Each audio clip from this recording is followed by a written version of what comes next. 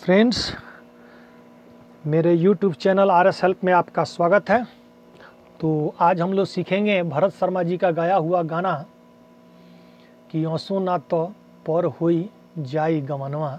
एक फ्रेंड्स का कमेंट था कि इसका जो है नोट्स बताया जाए।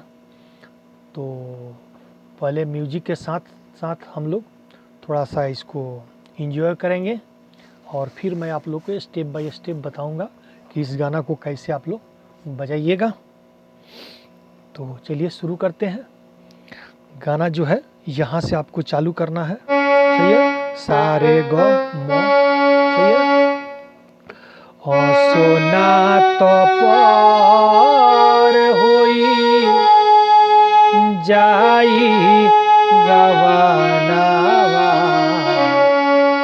और सोना तो पर होई जाई गवनवा, का कहिए सखी माने न माने।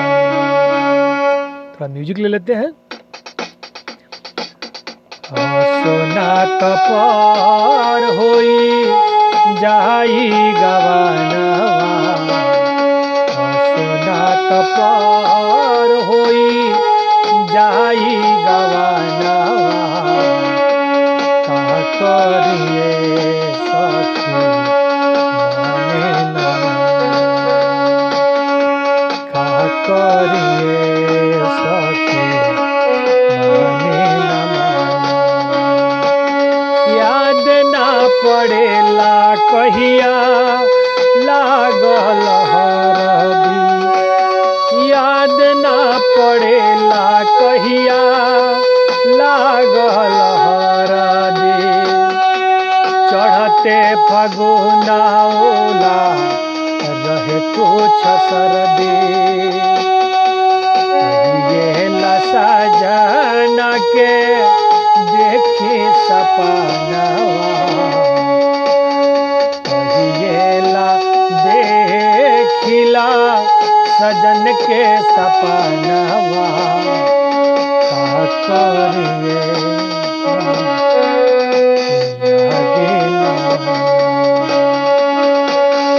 सोना तो पर होई जाई गवनवा, सोना तो पर होई जाई गवनवा, का करिए सखी माने न माने। माई ना कहे बाड़े बाबूजी चुपाई,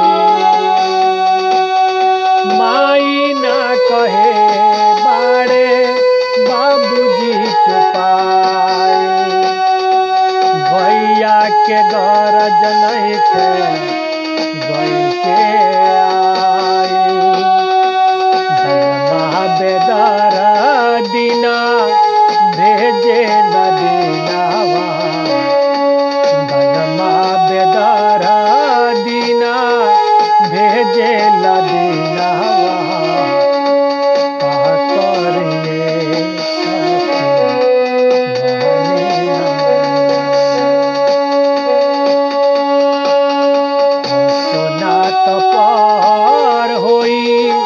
जाई गवनवा, का करिए सखी माने न माने।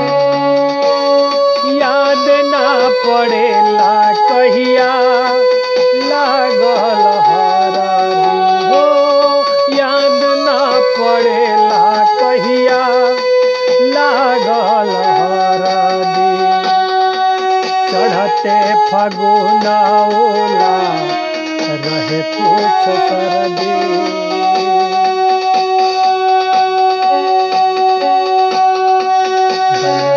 बेदर दिना भेजे लदिनावा, का करिए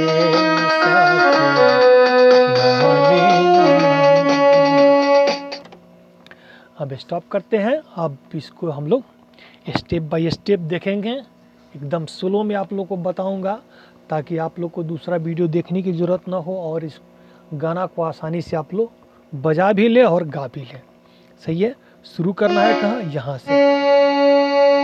ओ सोना तो पार होई, फिर से देखिए। ओ सोना तो पार होई जाई गवानावा।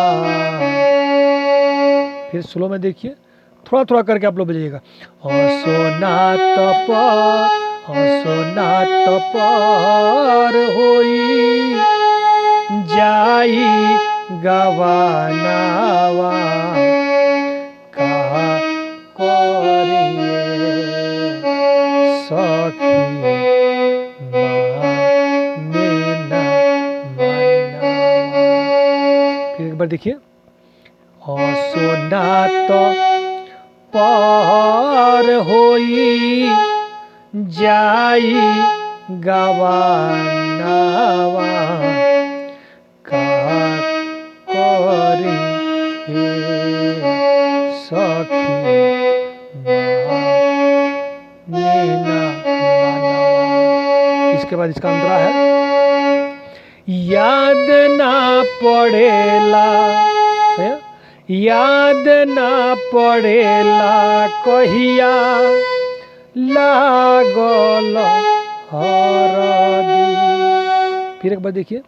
याद ना पड़ेला याद ना पड़ेला कहिया, ठीक है, याद ना पड़ेला कहिया लागल हरदी। चढ़ते फागुन ओला रहे कुछ सरदी तहिए से देखिला सजन के सपनावा तहिएला देखिला सजन के सपनावा का करिए सखी मानेला मानवा। इसके बाद माई कहे ना बाड़े बाबूजी छुपाई। माई कहे ना बाड़े बाबूजी छुपाई। भैया के गरज नइखे गइल के आई।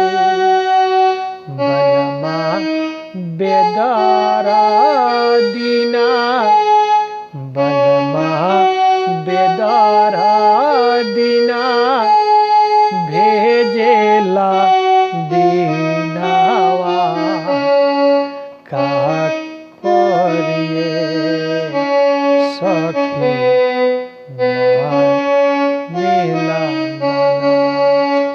जब उंगली बैठ जाए तो इसी को तीनों उंगली से बजाइए। ओ सोना तो पार होई जाई गवानावा। ओ सोना तो पार होई जाई गवानावा का करिए सखी मानेला मानवा। याद ना आवेला कहिया लागल हरदी हो। याद ना आवेला कहिया लागल हरदी। चढ़ते फागुन ओला रहे कुछ सरदी। अरे तहिएला देखिला सजन के सपनावा का करिए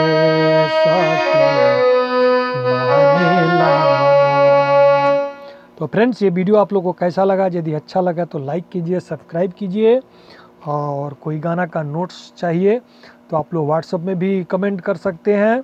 व्हाट्सअप में डायरेक्ट आप लोग शेयर कर दीजिए जो वीडियो का नोट्स चाहिए तो, और नहीं तो आप लोग कमेंट में भी लिख सकते हैं। हम कोशिश करेंगे हर एक फ्रेंड्स का गाना का नोट्स भेजने के लिए। तो चलिए मिलते हैं नेक्स्ट वीडियो में। Thank for watching friends.